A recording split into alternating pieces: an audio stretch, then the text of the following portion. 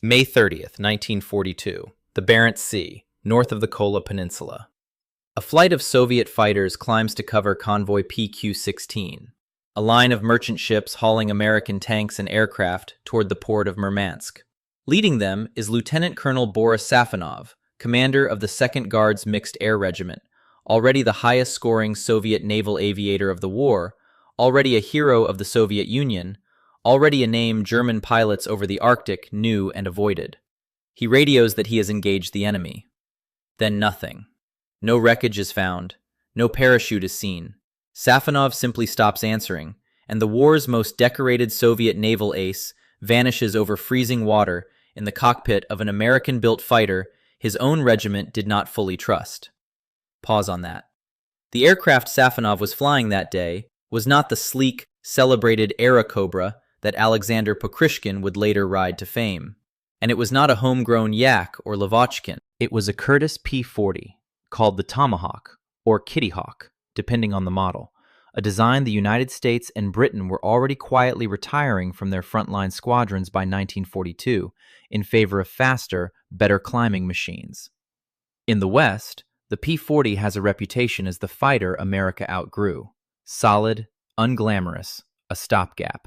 This is the story of what happened when that supposedly outgrown airplane arrived in the Soviet Union by the thousands, was handed to regiments flying obsolete biplanes and battered old Hurricanes, and quietly became one of the most durable workhorses in Soviet service, while still costing the life of the man who trusted it least. It is a story with an uncomfortable center to it, because the honest answer to why Soviet pilots couldn't understand this airplane is not that it secretly outclassed everything the Luftwaffe put in the air. The honest answer is closer to something both simpler and more interesting. An unglamorous, second-choice fighter, delivered to units that had nothing better, ended up quietly outlasting its own reputation. Part 1. America's Leftover. By the time the first P-40S reached Soviet units in the autumn of 1941, the aircraft's reputation in the West was already settling into something unflattering. It lacked a two-stage supercharger, which meant it fought poorly at high altitude. It could not outturn a Bf-109 or outclimb a Spitfire. The U.S. Army Air Forces and the RAF were moving their best pilots into newer types, and the P-40 was increasingly the airplane you gave to secondary theaters, North Africa, China, and now, through Lend-Lease, the Soviet Union. Some Soviet units received the aircraft almost as a hand-me-down, arriving to replace not first-line Yaks or MiGs, but I-15 and I-153 biplanes, or Hurricanes that were themselves already considered outdated. Even the regiments that would later be re-equipped with newer Soviet or American types often cut their teeth and lost their first pilots in the Kittyhawk and Tomahawk before graduating to something better resourced. It was, in the truest sense, a training bridge as much as a combat fighter, the airplane a regiment flew on its way to becoming good enough to deserve an Aerocobra or a late-model Yak. Over the course of the war, the Soviet Union would take delivery of well over 2,000 P-40s of various models, Tomahawks and Kittyhawks, arriving through the northern convoy route into Murmansk and Arkhangelsk, and later through Iran along the southern supply corridor. It was, by any measure, a mass-produced, second-tier fighter arriving in a country desperate for anything with wings and guns. The variants themselves told a story of hand-me-downs.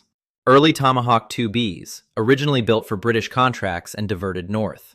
Later Kittyhawk E, K, M, and N models, each incorporating minor Curtiss improvements, but none of them ever receiving the two-stage supercharger that might have made the airplane competitive at altitude against the newest German fighters. Soviet pilots learned to read a P-40's model letter the way a mechanic reads a used car's mileage. It told you how many corners had already been cut before the airplane ever reached the front. Part 2. The Moscow Winter. The first major Soviet unit to fly the Tomahawk in combat was the 126th Fighter Aviation Regiment, defending the skies over Moscow in the brutal winter of 1941 into 1942. The conditions very nearly defeated the airplane before the Germans could. Designed for temperate American runways, the P-40's engines and hydraulics struggled badly in Russian cold. Mechanics fought constant failures, and serviceability rates cratered under sub-zero conditions no Curtiss engineer had planned for. One mechanic, A. Lunev, became something of a local legend simply by keeping a single Tomahawk flying for 90 consecutive sorties without a major incident. A statistic remarkable only because so many other aircraft in the regiment could not manage anything close to that reliability.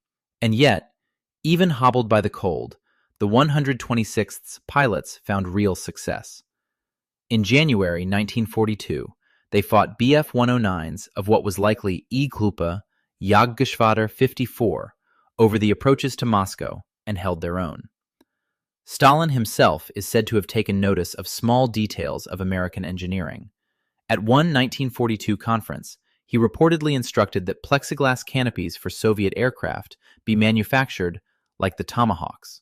It was a strange kind of tribute, the Kremlin admiring the clarity of an airplane's windshield while its engines froze solid on the apron. The regiment's own records make the mechanical toll explicit. On any given day through that first winter, the operational rate for the unit's Tomahawks could fall to a fraction of its assigned strength, grounded not by combat damage, but by cracked oil lines, frozen hydraulics, and starter motors that simply refused to turn over at 40 below. Pilots waited in unheated ready rooms, while ground crews worked bare-handed on frozen metal, and every sortie the regiment managed to put into the air that winter represented a small mechanical victory before it ever became a tactical one. Part 3. Leningrad's Air Bridge. While the 126th fought over Moscow, other Tomahawks and Kittyhawks were flown into the siege of Leningrad, defending the fragile air corridor that kept the encircled city supplied. The 154th and 159th Fighter Regiments flew the type here, and it produced two names that would matter later in the war: Pyotr Pokryshev and Mikhail Kuznetsov, both future twice heroes of the Soviet Union, both men who would fly the American fighter for more than a year and rack up serious combat records in it.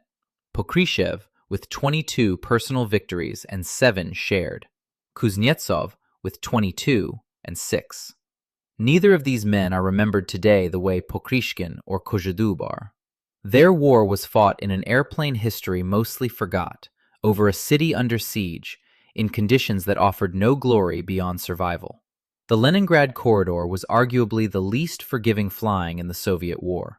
Narrow approach lanes over frozen Lake Ladoga, constant German fighter patrols waiting for transports and their escorts, and almost no margin for a damaged aircraft to divert anywhere safe. Pilots here flew outnumbered for long stretches of 1942, and the Kittyhawk's chief virtue in this fight was not any single spectacular quality, but simple endurance.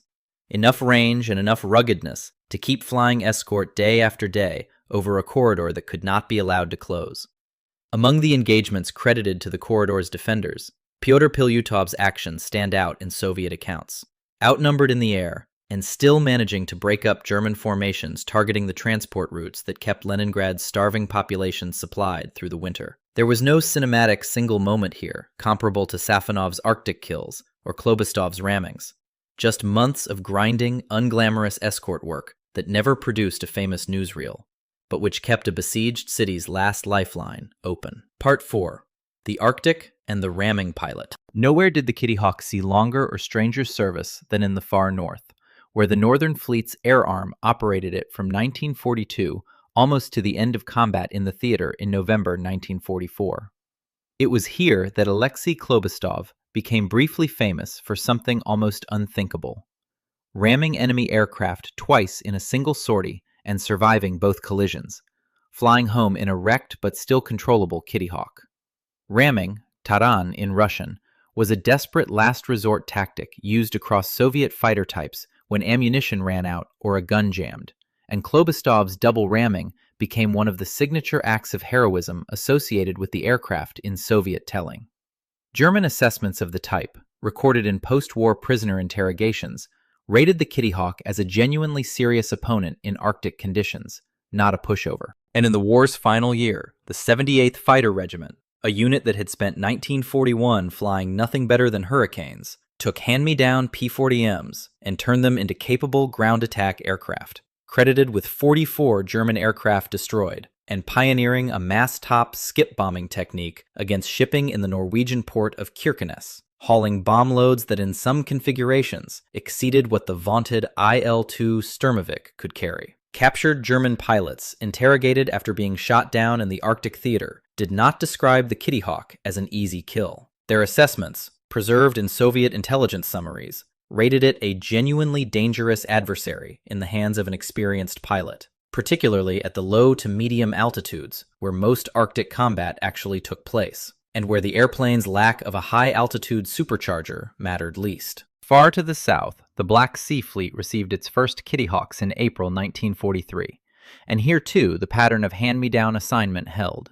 The fleet's fighter regiments in early 1943 were still juggling a patchwork of 7 different aircraft types: MiG-3s, Yak-1s, Yak-7s, Lag-3s, and pre-war 116 and 1153s, sometimes fewer than a dozen of any single type on strength at once. Into this patchwork came the newest model Kittyhawks and Airacobras, arriving via the southern supply route through Iran. The Black Sea Fleet's P-40S flew mostly as ground attack and home defense fighters, rather than as pure air superiority machines. But their service list reads like a tour of the war's final acts in the south. Strikes on the Romanian port of Constanza, missions to disrupt the German evacuation of Crimea in 1944, and, in February 1945, air cover over the Yalta Conference itself, protecting the aircraft and person of Stalin, Roosevelt, and Churchill during the meeting that would help redraw the post-war world. Part 5. What the record actually shows. Here is where the honest accounting has to catch up with the legend, because the full record complicates the title of this very video. Start with Safonov. His flight log at the time of his death credited him with 20 personal kills and 6 shared, the tally that helped justify his posthumous second Hero of the Soviet Union award on June 14, 1942.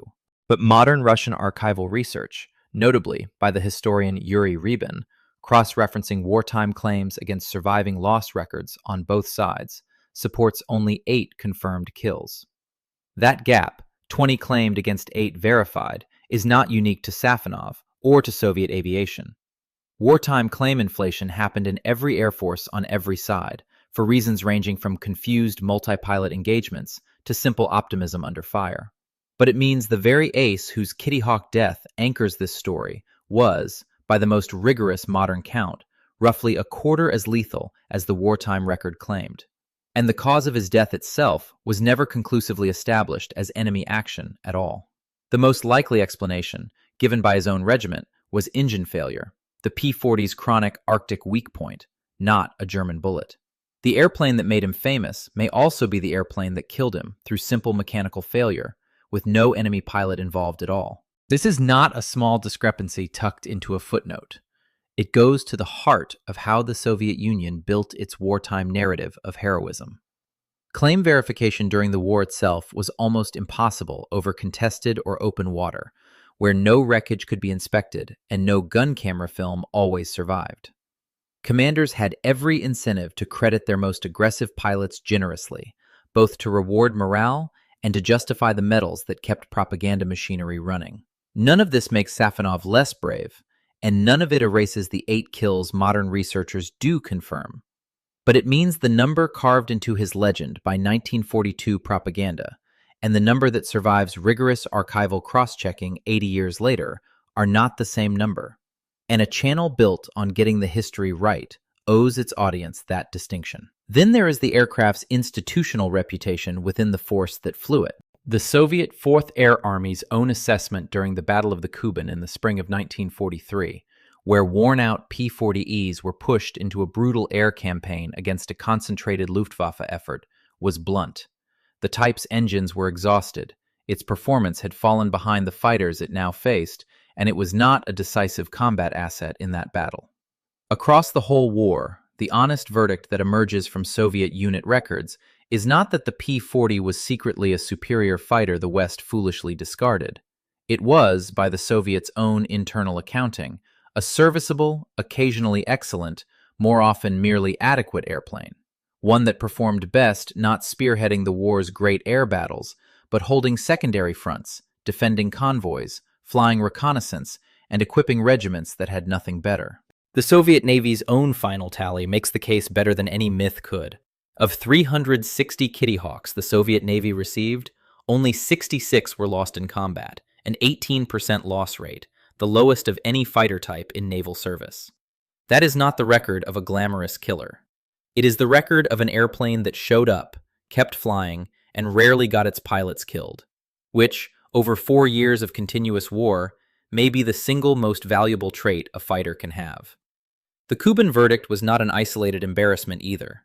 Worn Kittyhawks and Tomahawks pressed into home defense duty over the following year kept running into the same ceiling, an airframe with no growth left in it, flown against threats it had not been designed to meet. In the night skies over Poltava in the summer of 1944, Soviet air defense units flying a mix of aging fighter types, including Kittyhawks, failed to intercept a German raid that destroyed dozens of American B-17 parked on the ground at a shuttle bombing base. A defensive failure that had far more to do with radar, ground control, and night fighting doctrine than with the P-40 specifically, but one that nonetheless marked the effective end of the type's role in serious home defense aviation. By late 1944, the aircraft that remained in Soviet service were increasingly relegated to the roles it had always quietly done well: patrol, escort, reconnaissance, coastal defense, and increasingly absent from the war's decisive battles, which by then belonged to newer Yak and Lavochkin types built specifically for the fight the Soviets were now winning. And that, in the end, is the honest version of reject became workhorse. The P-40 never became the legend that the Airacobra or the Yak-3 became in Soviet memory. It produced no myth to rival Pokrishkin's 40-plus kills. But 3, twice heroes of the Soviet Union, flew it: Safonov, Pokryshev, and Kuznetsov. Multiple regiments earned guard status while equipped with it. It fought over Moscow, over Leningrad, over the Arctic convoys, over the Black Sea, and over the Crimean evacuation. And in April 1945, it was still flying air cover over the Yalta Conference, protecting Stalin, Roosevelt, and Churchill from the sky.